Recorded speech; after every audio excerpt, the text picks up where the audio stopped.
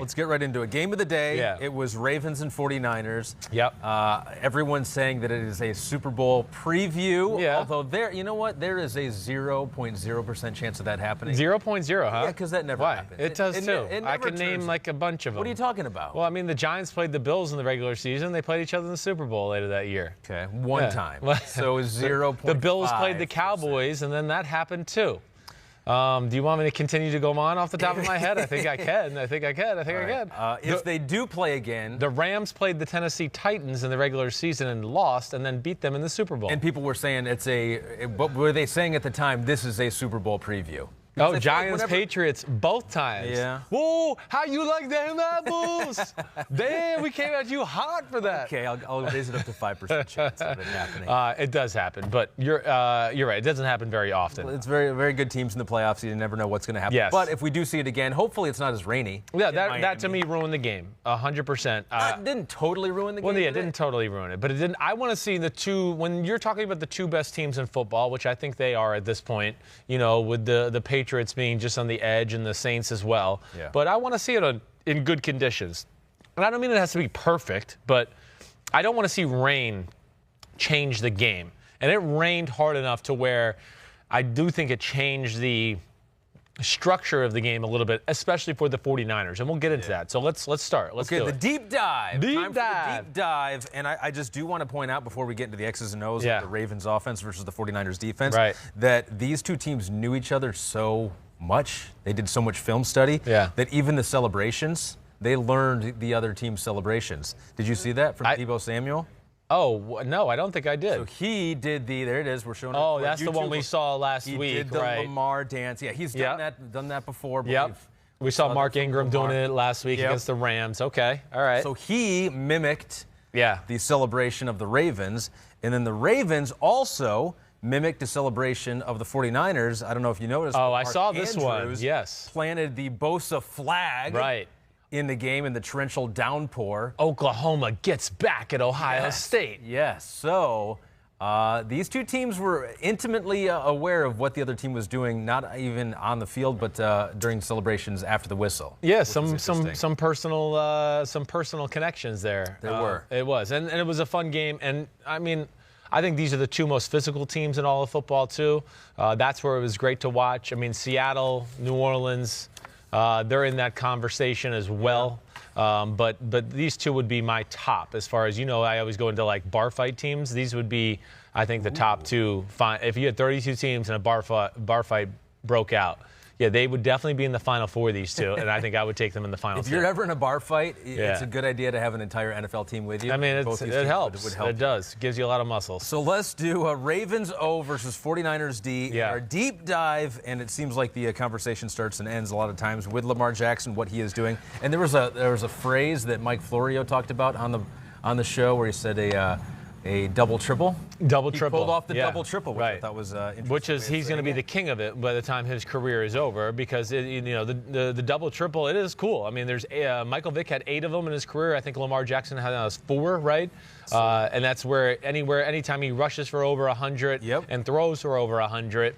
And the way this offense is built, and of course in the modern era, I think we could see 2 or 3 here before the end of the year's over still. So he threw for 105 yards, 1 touchdown. He ran for 101 yards and 1 touchdown. Lamar Jackson now 5 times where he's gone over 100 yards in 2 categories, just trailing Michael Vick, who's done that 8 times. What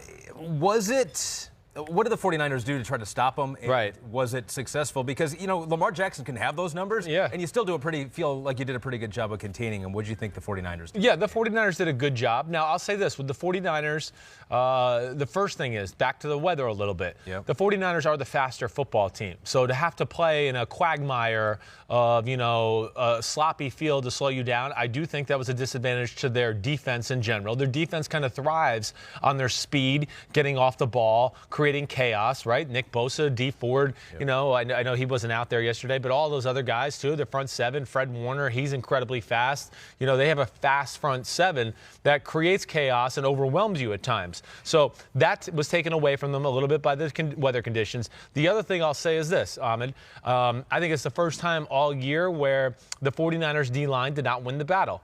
It's the first time I could say that. Disruption was very little through the game, and the size of the Ravens and their offensive line, I think, wore on them a little bit, let alone, you know, the first time you see this Lamar Jackson attack, you can get a little bit on your heels because you're going, you know, oh, is it the speed sweep? Oh, is it up the middle, Ingram? Oh, is it, you know, the read option on the edge with Lamar Jackson? Oh, is it just a pure quarterback keeper where they're going to lead block for him around the edge? There's so many different things they do to kind of keep your head on a swivel that they can take your aggressive nature away from you. And I do think that the Baltimore Ravens did that to the San Francisco 49ers. The 49ers kind of nothing special on the defensive side of the ball. They kind of played with how they always play. And, you know, to me, that's the Lamar Jackson factor. He's going to make teams simple because they're worried about the run fits. And if you do crazy things, then you could be in trouble as far as, oh, we blitzed 4 guys over here, and now they ran this way with Lamar Jackson, and he's got 3 lead blockers. We're outnumbered, and all of a sudden it's a 60-yard gain. So you'll always have to be worried about that. That's the beauty of guys like Lamar Jackson. But I think, you know, really at the end of the day, it was a very equal matchup. It really was. You thought the 49ers were faster. They're the more faster team. They're the faster team, side. Definitely, without a doubt. And even in their offense as a whole. I mean, you know, the Ravens' offense is not fast. There's 2 people that are fast: Hollywood Brown and Lamar Jackson. Everybody else is kind of predicated on size. Okay. Ingram, you know, he's explosive, but he's not like an 80-yard game breaker kind of guy, right? He's 20, 30 yards, smash it up in there for a hard 5, hard 10. Right. You know, they have the 3 tight ends on the field. That's how they want to play. And I think that's the thing that jumped out to me more than anything, let alone, hey, the game was very even, as I said. The strip sack fumble of Jimmy Garoppolo to set up the short touchdown for the Ravens. They got a 2-play drive there. He throws the touchdown to Mark Andrews. You know, that's his go-to guy down there. That kind of swung the momentum into Baltimore's favor. I really felt like from pretty much there on out for the game. You know, early on, I felt like the 49ers had, you know, had the advantage a little bit. Yeah, quick start, got a 3-and-out, or not a 3-and-out, but a 6-and-out on the Ravens. But I think ultimately what the difference is Lamar Jackson. It really was. He was the best player on the field, and some of the things they do with him schematically in the run game really puts you in a bind. And I think that's kind of the one thing that jumped out to me more than anything as far as getting into the X and O's. Okay, so the 49ers really didn't put, and you noted this in watching the film, didn't put them in obvious passing situations that often, which makes it even more difficult to defend Lamar Jackson. When you get into second 4 and second and 5, exactly right. They can do both. And then they got you by the balls, for lack of a better phrase, when that happens. Because now it's, they can throw a bootleg. They can run it up the middle with Ingram. He can keep it around the edge as far as the run game and the read option. And I didn't go back and look at the numbers. I just go from my gut. And as I'm watching the game, I felt like, man, especially early on, the first half of the game, man, Baltimore was in a lot of 2nd and 4, 2nd and 5. And that's big for Baltimore because, you know, hey, if there's one detriment to Baltimore is you do want to get them in 3rd and 10. You know, Lamar Jackson, we know he's a good passer and everything like that, but they're not built to play that way. Sure. And they don't have that much of an intricate, detailed passing scheme where it's going to pick you apart play after play after play. So you noted the edge rushing from Baltimore. Do you want to get into that a little bit? Yeah, sure. What specifically they did, Greg Roman? I mean, a lot of praise this year to go into Greg Roman. Definitely. And how he's developed this offense, how he's making that next step with Lamar Jackson. But it's not just Lamar Jackson. Right. It's how they use their other players, Mark Ingram, some of the blocking schemes to get that wide open running ground. Yeah, right. Yeah, it's of course extremely creative. And what do? I mean, you know, they got people motioning before the snap, and then they have this huge hulking offensive line, and they have these both running backs, Mark Ingram and Gus Edwards, who they just want to come downhill and smash people. That's all they want to do. So you're worried about that, and oh man, we got to hold our ground because this offensive line's big and powerful. They'll move us back. They move San Francisco back as much as any team I've seen move San Francisco all year long. But it's really the other little creative designs they do on the edge, and I know we have a little clip of it, right, from one of my social media, my little Instagram post we put out there today, and I think this is worth it. On the YouTube audience, you're pointing something out. Yep, I'm pointing. Well, it's tight end to the right, and what they really do to you more than not, of course, they force you to play the inside run, and now he keeps the ball off the edge. And within keeping the ball off the edge, like the weak side tight end who's in like a weak fullback position, he comes around the edge to the strong side. So now Lamar Jackson, who fakes it up the middle to Mark Ingram, has a tight end, let's say Hayden Hurst in front of him, all right, who now is going to lead out the back door where Lamar Jackson is going to fake to Ingram, keep the ball, and now another gap is created. And that's where it can stress a defense out. So Jaquiski Tartt, he thinks he's the edge defender, and all of a sudden, no, you're not the edge defender, all right? The tight end's there to block you. And then also the great thing about this, if you could rewind this maybe one more time here, is the tight end, look at Mark Andrews to the left of the screen here. He's lined up as a tight end, right? Now, when he first goes, he goes downfield like he's going to run a route. So that takes Richard Sherman away.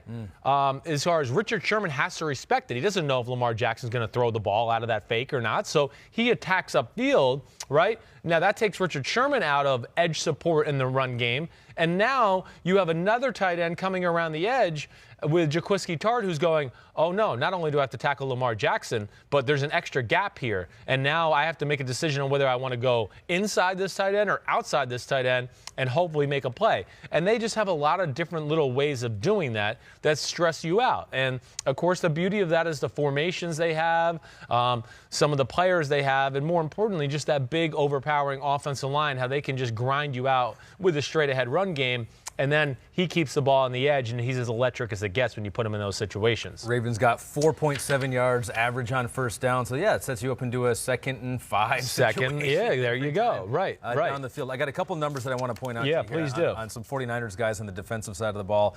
Richard Sherman allowed 1 catch on 2 targets for 2 yards. So this year, this is from PFF. Yeah. He's allowing half a receiving yard per snap in coverage, the lowest of any qualifying corner. Wow. Do you think that's him? You think that's scheme? I think it's more scheme. Yes, yeah. Yes, I do. I mean, they're a big zone football team first off, and they have the best pass rush in the sport. So yeah, I don't sit there. Richard Sherman's still a good player. I don't sit there and go, oh my gosh, this is still the Richard Sherman I saw from 4 and 5 years ago in Seattle. And how about Fred Warner? You mentioned him. He's a beast. He was the NFL Player of the Week last week. I think Defensive Player of the Week. Right. NFC. Had a game-high 11 tackles. Leads the 49ers with 92 tackles now through 12 games. Right. Third-round pick in 2018 out of BYU. Played 99% of the snaps last year, so did a lot of on-the-job training as a rookie. Played 100% of the snaps on Sunday. 9th time out of 12 games he's done that. What does Fred Warner do on tape? Yeah. Makes him so special. Well, he's got a great nose for the football, but, I mean, just, envision this. He's more of like, he's the Bobby Wagner of this defense, which is, great sideline-to-sideline speed. If he sees a hole in the middle there, he just runs and fills it. Like in the NFL, we would call it shoot your gun. Like, hey, if you see the running back and you see a big hole and you think, okay, he's going to run through that hole, don't sit there and wait for him. Yeah. Like, beat him to the hole. Hit him in the hole. Make it a tackle for a loss. So, his athleticism, and really whenever you talk about a fast defense, usually when you talk about a fast defense, it starts with the middle linebackers because that can take a defense to another level. I mean, we know corners are fast, safeties are fast. Okay, this team has a good, edge rushers. Okay, that's really fast. But then when you go into a defense that goes like, holy shit, these guys they're all over the field, like Seattle. Yep. That's when the middle linebacker play comes in. And they had, of course, Bobby Wagner, Cam Chancellor. Same thing here. This is what they built. They built a Seattle defense. It was Fred Warner, and it was supposed to be Quan Alexander, who got hurt. So that was the big issue. Now, he is a phenomenal football player. Now, this would be my big thing and my big takeaway from the game more than anything. I do think that the 49ers played a little too simple. Like, you can't just sit back and play normal defenses right now against the Ravens. At some point, you have to force their hand a little bit and take some chances, creatively, I should say. Because we talked about, getting into, 2nd and 4 and 2nd and 5. To beat the Ravens, you're going to have to force some 2nd and long situations. Right. They never really got them into too many obvious passing situations throughout the game. There was a few here and there. But I think that is one of the. Is there a risk reward here? There is. Where you're thinking like, okay, we can blitz, we can do that, but that could open up some lanes. That's what everyone chickens out from. Gashes us. For exactly right. That's exactly why everyone plays vanilla against them, because they're afraid of that. But at some point, somebody's going to show the proper blitz and formula to go, oh, this is pretty good. Like, yeah, if they call the right play here, they might gash us, but it'll only be for 10 yards. It won't be for 50. Yeah. And no one's come out with that yet. I think Pittsburgh probably has that a little bit in their DNA, and they showed that in the first game. It's hard to emulate what they do. But I do think you have to try to force their hand. The other thing where I think the 49ers dropped the ball a little bit just because of the situation and the elements of the game, I would have liked to see them go to more bare front, just 5 D linemen across the board.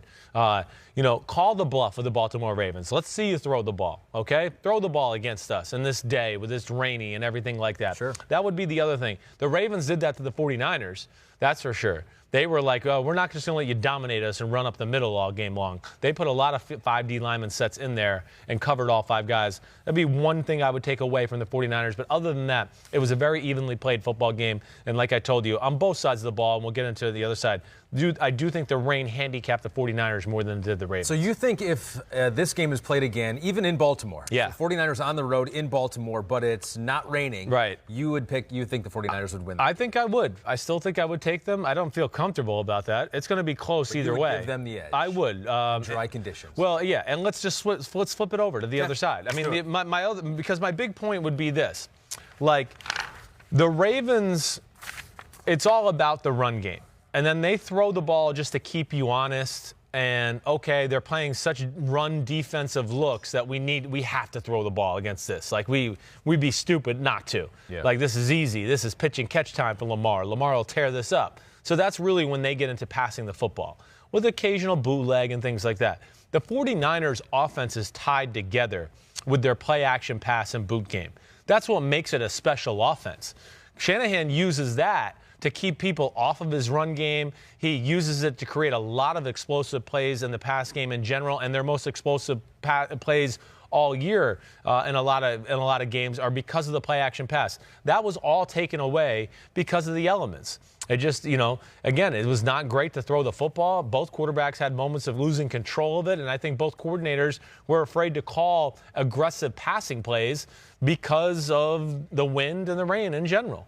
Yeah, you wonder how much of that is the 49ers knowing they have one of the best defenses out there. We got a rainy day. And well, yeah, they both play it like that, right. Because you said the turnover was a turning point with the strip sack on Jimmy Garoppolo, yeah, where the game turned. Right.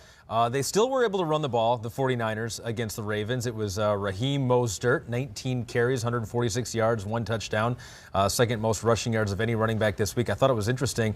I mean, Kyle, what he does with all his running backs. It's amazing. I looked at the roster. Yeah. They have 52. Yeah. They have only one non-running back on the team. It's Jimmy Garoppolo. Yeah. Mostert had 74% of the snaps. Tevin Coleman just 18% of the snaps. I don't think that was due to injury, although it might be something we don't know. Yeah. But they really can go with the hot hand. I think they're getting Matt Breida back this week. Yeah, that'll be huge. What they can do in the running game and play the hot hand is so unique, and I don't know that we've seen a team be able to do it with that many different players. No. From week to week. No, that's the Shanahan, family heritage, Mike did it in Denver. Of course, he had Terrell Davis there for a few years where he was the man, but, he had other years where we were like, who is this 1,000-yard rusher? Who is this 1,000-yard rusher? Yeah. Who the hell is this guy? And then they left Denver, and we never heard of them again. So the system is special. And, yeah, Shanahan had a good game plan. They came out and tried to throw the football. The first drive of the game, they have the 4th and 2. They throw the touchdown pass to Deebo Samuel. Yeah. I would have liked to have seen more of that. That was one thing that if I take away from the 49ers in the game, I know the elements were bad, but, man, Baltimore had so many people so close to the line of scrimmage. I would have liked to see them throw some one-on-one shots up to Deebo Samuel or Emmanuel Sanders. Samuel had one other catch for 8 yards after that 33-yard touchdown. Right. So I think, again, I would have liked to have seen that. They were definitely daring them to throw the football. And then the other thing the 49ers did really to run the ball on the Baltimore Ravens, and this is what Cleveland did earlier in the year when they gashed Baltimore Ravens, is they ran on the edge of the defense. Yeah, you don't want to run up the middle against Baltimore. You're not going to win that battle. They got more 320-pounders than any team in football. So you don't want to fight them in a phone booth. You want to make it a space game. Sure. And I think Kyle Shanahan realized that. And that's why if you really look at the majority of their rushing yards, they're all on the edge of the defense. I think there's maybe one run I counted where Mostert ran between the guard-tackle gap. Everything else was outside. I think that's a smart way to go. Team speed on the Ravens is not their strength. Their linebackers are not very good. Their middle linebackers, they're not very fast. And I think he saw that and took advantage of it. There are some numbers for Jimmy Garoppolo that I thought were kind of interesting. So they did pressure him. They wanted to bring the pressure on Jimmy Garoppolo. Yes. PFF says that on the 26 dropbacks that Jimmy Garoppolo had, he was pressured, blitzed on 21 of them, so it's 81% of the time. There was 5 and 6 people at the line of scrimmage the whole game, as I told you. It just started off, yes. So it makes it even more impressive that Mike McGlinchey back in there did not allow a quarterback pressure. Wow. So he is certainly one of the top linemen for the 49ers, but in the league as well. And it was funny, when I was at Notre Dame, there are so many players on that Notre Dame team. Yes. And that really appreciate what Mike McGlinchey brought leadership-wise to that team. Right. He is so well respected by all of his former teammates and all his current teammates in 49ers. And good to see him back on the field, good health again, and playing well. But no quarterback threw into tight coverage more than Jimmy Garoppolo this week. 29% of his passes were into tight coverage. Yeah. So the Ravens did a good job of draping on the 49ers receivers, which you'd like to see him get some separation. You'd like Deebo Samuel to use some of that speed. Well, you'd like to see more of that because Jimmy G has to throw into tight windows. Well, yeah, definitely. And I think it plays into like what we're saying. First of all, you know, they were throwing into tight coverage because there was a lot of short passes. And I already told you the Baltimore Ravens, their whole defense was within 8 yards of the line of scrimmage. Yeah. So, like, you know, normally you see a free safety and you're a quarterback and you're walking up to put your hands underneath the center and the free safety's 15, 20 yards deep. And then at the snap, he might even be 20, 25 yards deep. Well, Baltimore just doesn't do that. They contest everything. They don't let you have short throws. So, one, they can play man-to-man at a very high level. Two, what they did more than anything is a lot of creative blitz zones where, it's 5 people rushing and then a 6-man creative zone. Oh, there's 3 receivers to the right, and they know where to drop guys off and how to pass it off and what routes to look for according to, oh, if this guy does that, that guy does this, so I'll be ready for it. They're very well coached that way, and I think that's why, of course, he was thrown into some tight windows. Added the fact that, again, if I was a play caller in that game yesterday, I'd be scared too. I would be scared to call aggressive down-the-middle pass plays. Hey, your running back slips as he's going to pick up a blitzer because it's wet. All of a sudden, your quarterback's getting ready to throw, and he gets hit, and the ball flies in the air. Interception. Like, things like that can ruin a game like that yesterday. Sure. So you are going to be conservative. I understand that. And I just would have liked to have seen them take a few shots when they knew they had man-to-man. Just throw it out there down the field, give your guy a shot. But, overall, it was a really good game. And I really think, that's what disappoints me. Is the weather took away from some of the schematics. That's where I was a little disappointed. We would have seen more on both sides of the ball if it was a clean slate, where I don't have anything like ultra crazy to talk to you about on either side of the ball, as you've heard. Like, there wasn't one thing that I just went, oh, wow, this is crazy interesting. Sure. The Ravens kept 5 people at the line of scrimmage for the most part, played bare front, blitzed, pressure Jimmy G when he did want to drop back, and really just tried to overpower the 49ers inside and have a lot of people around the football. And, ultimately, like I said, the game was very even. And Lamar Jackson's ability just to move the chains there at the end really was the difference in the football game. Do you know why both teams kept it vanilla? Because they were saving something for the rematch. The Super Bowl rematch, yes. Which we will see. There is a 17% chance that these two teams will meet up again. Hi, I'm Mike Tirico, and thanks for watching.